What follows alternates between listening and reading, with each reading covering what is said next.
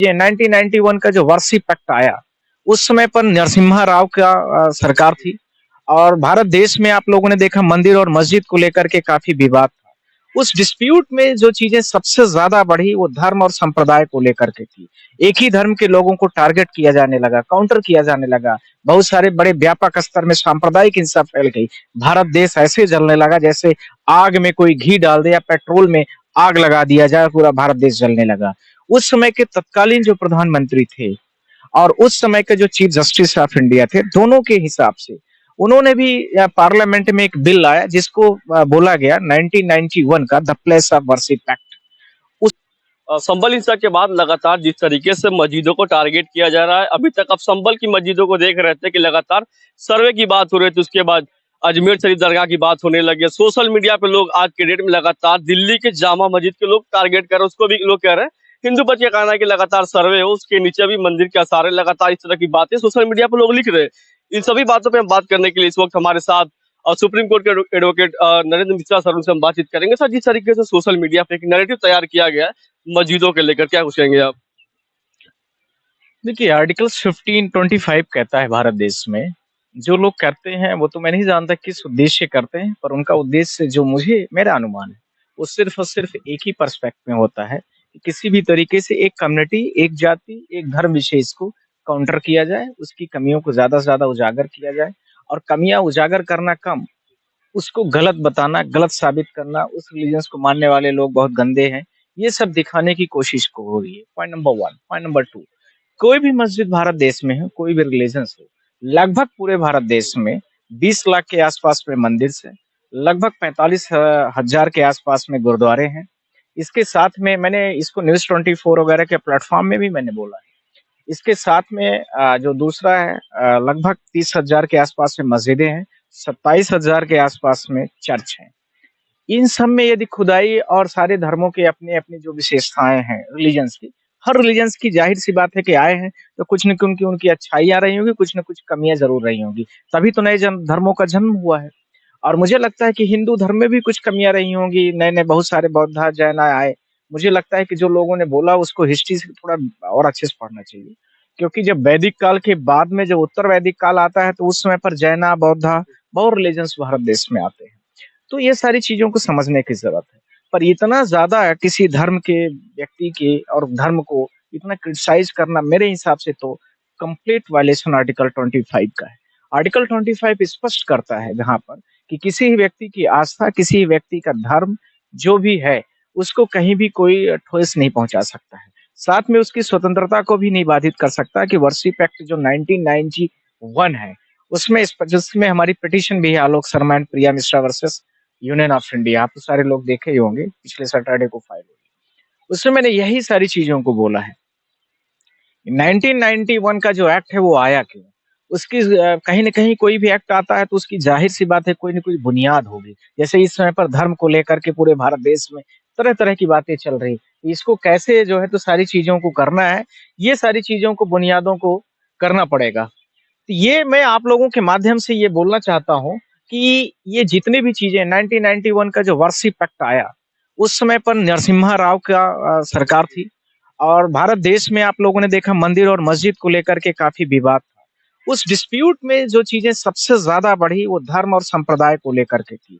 एक ही धर्म के लोगों को टारगेट किया जाने लगा, काउंटर किया जाने लगा। बहुत सारे बड़े व्यापक स्तर में सांप्रदायिक हिंसा फैल गई। भारत देश ऐसे जलने लगा जैसे आग में कोई घी डाल दे या पेट्रोल में आग लगा दिया जाए, पूरा भारत देश जलने लगा।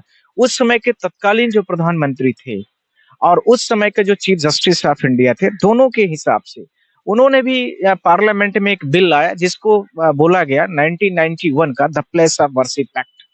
उसमें यह कहा गया और डेडलाइन खींची गई, उसमें 2 चीज़ें बड़ी स्पष्ट की गई कि 1947 15 अगस्त 1947 के पहले के जो विवाद हैं या उसके बाद के, कुछ भी कहीं भी कोई भी व्यक्ति अपील नहीं करेगा, न तो कोई भी व्यक्ति कहीं पर कोई केस फाइल करेगा।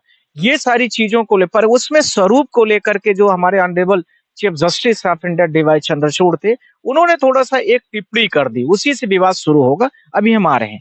तब ये 1991 का एक्ट आया। अब उस एक्ट को सारे के सारे जितने भी स्टेट्स हैं, वो सब के सब कंप्लीट वायलेशन कर रहे हैं। पूरे भारत देश में आग लगी हुई है। आप देखिए आज हम चुनावी मुद्दे नहीं लेते हैं, ना शिक्षा, ना बेरोज़गारी, ना तो क्या हमारा प्रत्याशा गुणांक है, कहाँ पर जीडीपी जा रही है, कितना पर कैपिटा इनकम है, कितनी महँगाई है, जबकि ये सरकार इन्हीं चीज़ों को रिप्लेस करके आई थी और वो बोलती थी बहुत हुई महँगाई की बार अब की बात मोदी सरकार। हम लोग देखते थे 2024 में। ये सारी चीज़ें कहीं न कहीं हट गई। अब भारत देश में सिर्फ़ और सिर्फ़ एक चीज़ हो रहा है कि कभी इस मंदिर की बात, तो कभी उस मस्जिद की बात, कभी उस मस्जिद की बात, तो उससे बड़ी मस्जिद की बात।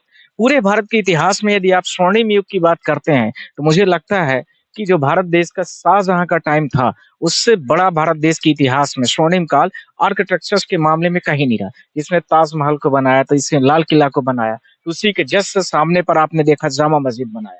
भारत देश के लगभग 8 से 10% की जो जीडीपी है टोटल, वो वर्ल्ड के ट्रेडिशन और जो इसके सॉरी साथ में टूरिज्म है, टूरिस्ट है, उससे लेकर के आती है। प्रश्न उठता है, आप लगातार वर्सिफ एक्ट की बात कर रहे हैं। लोगों का कहना है कोर्ट में भी बातें चली थी, जो वर्सिफ एक्ट में भी कहा गया है कि बाबरी मस्जिद के बाद किसी भी मंदिर, मस्जिद को टच नहीं किया जाएगा। उसके बाद भी देश में इस तरह का माहौल क्यों बनाया गया? मैं वही बात करना चाह रहा हूँ। 19 अगस्त 2023 को इलाहाबाद हाई कोर्ट का एक जजमेंट आया, जो ज्ञान वापी मामले को लेकर के था, जिसमें क्लैरिफिकेशन कोर्ट ने स्पष्ट कर दिया 2 चीज़ों पर, कि उन्होंने बोला कि जो मंदिर का स्वरूप है और जो मंदिर का वो है, उन दोनों चीज़ों में काफ़ी अंतर है और उसमें 1991 के जो एक्ट है, उसमें स्पष्ट नहीं किया गया है।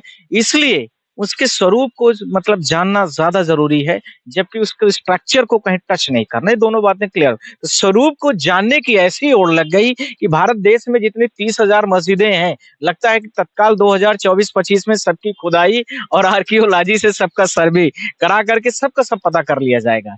ये एक बड़ा विषय है। उसको लेकर के हम लोगों ने बोला कि ऑनरेबल अब पूरे भारत देश में सांप्रदायिक दंगा और तनाव के अलावा कुछ देश में दिख नहीं रहा है, न बच रहा है। इसलिए वर्शिप एक्ट को कंप्लीट तरीके से लागू कर दिया जाए और उन चीज़ों को नहीं मतलब उकेरने की ज़रूरत है और न उनको दोबारा चर्चा करने की ज़रूरत है। दुनिया कहाँ से कहाँ पहुँच गई, कहाँ से कहाँ आप दुनिया अमेरिका वगैरह या आप चाइना वगैरह का देखेंगे, देखिए मून में लैंड की अपने प्लान्स कर रहे हैं। सैटेलाइट उनकी देखिए कितनी बड़ी कैपेसिटीज़ रखती हैं। आप उनकी मारक क्षमता देखिए कितनी बड़ी कैपेसिटीज़ है। उनका अरुणाचल और जम्मू कश्मीर अटैकिंग पॉलिसीज़ देखिए, ने पूरे बॉर्डर एरियाज़ जो भारत देश पेरिफेरस एरियाज़ है, वहाँ पर देखिए कितने बड़े लेवल पर काउंट आप उस पे चर्चा नहीं करते। भारत देश गरीबी में जो सोमालिया से 1 आध 2 कैटेगरीज़ ज़्यादा हो, 198 वर्ल्ड की जो कंट्रीज़ हैं, तो आप समझ सकते हैं कि भारत देश की क्या व्यवस्था है। तो मैंने ये बोला है कि इसमें मुझे नहीं लगता और इसपे परमानेंट रोक लगनी चाहिए। थैंक यू आपको। सर एक पक्ष लगातार वो कह रहा है कि जिस तरीके से मस्जिद को तोड़ के जैसे मुगल का वो बार-बार हवाला देता है कि मुगलों ने जब आए भारत में तो उन्होंने लगातार मंदिरों को तोड़ के मस्जिद बनाया, तो जितने भी मंदिर थी उसको हम चाहते हैं वापस से स्थापित किया जाए। ये क्या पॉसिबल है? क्योंकि उसका उस वक़्त का दौर अलग था। अब एक लोकतांत्रिक देश है, संविधान है, कानून है। मैंने इस चीज़ को वहाँ किया है, पिटीशन में ज़िक्र किया है अपने कि उस समय पर भारत देश में संविधान लागू नहीं था। 26 नवंबर ध्यान रखना मैं जिस डेट को बोल रहा हूँ, 26 नवंबर 1949 को भारत देश का जो संघीय ढाँचा था वो आ गया था। जबकि वो लागू होता है 26 जनवरी 1950 आप सारे लोगों को पता है।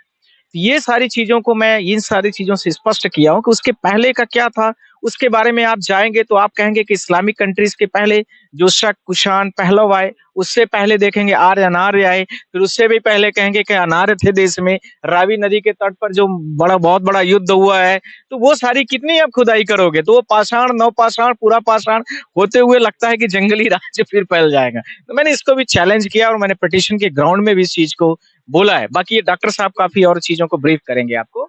तो ये सारी चीज़ें होंगी, पर इसी के साथ में मैंने यह भी बोला है कि ये चीज़ें संभव नहीं है। It is practically not possible at that time so because I am living at that time at the current situation is there कि मैं अभी 21वीं सेंचुरी में सब जी रहे हैं। आप ऐसी क्या इन बातों में अब उस चीज़ों को तो हाँ, तो ये सारी चीज़ें ये तो हमारा इंटरेस्ट है, हम मंदिर की बात कर रहे हैं, हमारा इंटरेस्ट है हम मस्जिद में पूजा कर लें। ये क्या है उसमें कोई फ़र्क तो नहीं पड़ता। भारत देश तो वो संस्कृतियों की विविधताओं का देश है, जहाँ हर तरह की संस्कृतियाँ समय-समय पर पनपी हैं, समय-समय पर रही हैं और समय-समय पर ये सब जो धर्म गुराचार थे उनके या आपके मस्जिदों में जो इमाम होते थे या गुरुद्वारों में जो लोग पूजा पाठ कराते थे, सबके आपसी कॉन्ट्रडिक्शन होते थे। इसीलिए भारत में अनेक तरह के दर्शन, अनेक तरह के फिलॉसफी, अनेक तरह के रिलिजन आए।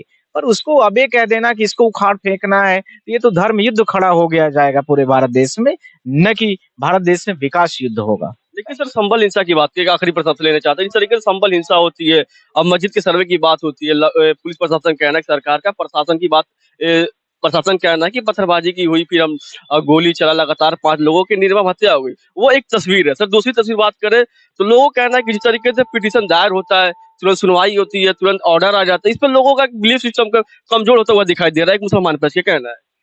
देखिए, ऐसा मत कहिए कि मुसलमानों का बिलीफ सिस्टम कमज़ोर हो रहा है। नहीं, संभल वाले मैटर में बहुत सारे लोगों ने लिखा। नहीं, जस्ट अ मिनट। ऐसा नहीं, हम तो हिंदू हैं, हम ब्राह्मी फैमिली से हैं, फिर भी हम आपके लिए, मुस्लिम के लिए लड़ रहे हैं, तो ऐसा क्यों कहेंगे आप?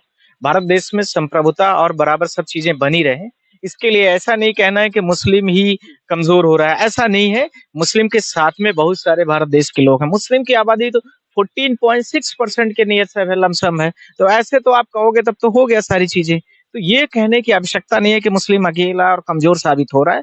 मुस्लिम को सुप्रीम कोर्ट में आप देखिए कितने पिटिशनर मुस्लिम हैं, सब हिंदू होंगे। तो ऐसा नहीं समझना है। भारत देश अभी भी विविधताओं का देश है और हम सब भाई हैं। और जो आपको एक नारा बड़ा अच्छा याद था, मैं अभी नहीं बोलना चाह रहा हूँ पर अभी बोले दे रहा हूँ।